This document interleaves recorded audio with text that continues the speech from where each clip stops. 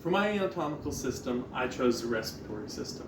I think the respiratory system is probably one of the most important systems in our body because your body needs oxygen just to perform its basic functions. More specifically, through this system, it brings air into your body, sorts oxygen out, and then pushes the carbon dioxide back out of your body.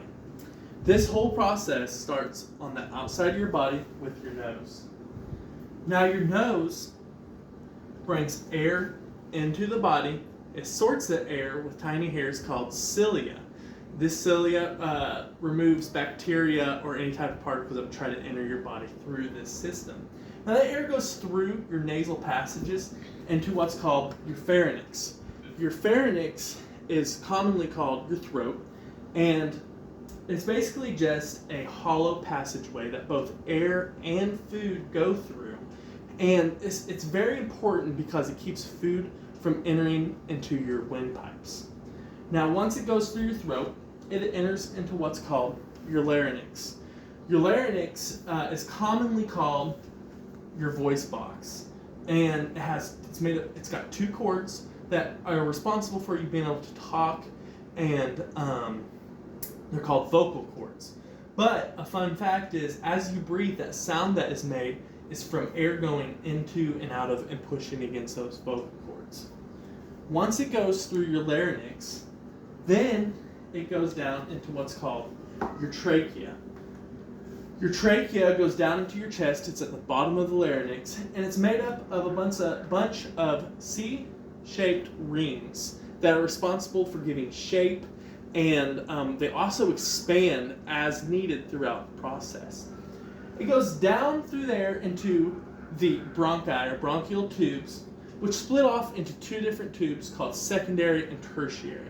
As they split off into their respective lungs, it goes all the way at the end of that. It goes into what's called alveoli or alveolus, which they're basically just a bunch of air-filled sacs that oversee the process of putting oxygen and carbon dioxide either into or away from your bloodstream. And the blood is brought into it through the pulmonary artery, and then it's brought back out using the pulmonary vein. One of the most important parts of this whole process is your lungs.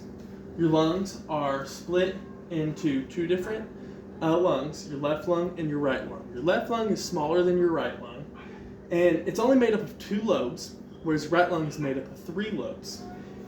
Each of those lobes is covered by a membrane called pleura. Now, the pleura's purpose is to keep each lobe separate from the cavity of the rest of your body. Within your lungs, there's a lot that happens. The air that is brought in, it goes through your pulmonary capillaries, and it goes into your bloodstream, bringing oxygen into your bloodstream, and then it goes back out. Carbon dioxide is expelled back out, and that carbon dioxide is expelled back out the exact same way that it comes in, all the way back out through your nose or your mouth. Now, a very important part of this whole entire process is your diaphragm. Your diaphragm sits underneath your lungs, and it kind of goes up and down, and it works almost like a pump to pump your lungs that allows you to breathe. Now, this whole process is very important as a whole, alone as a process, and a whole that allows your body to function properly. It works through bringing the oxygenated blood out into your heart and through to the rest of your body. And this is just a basic overview of the respiratory system and how it works.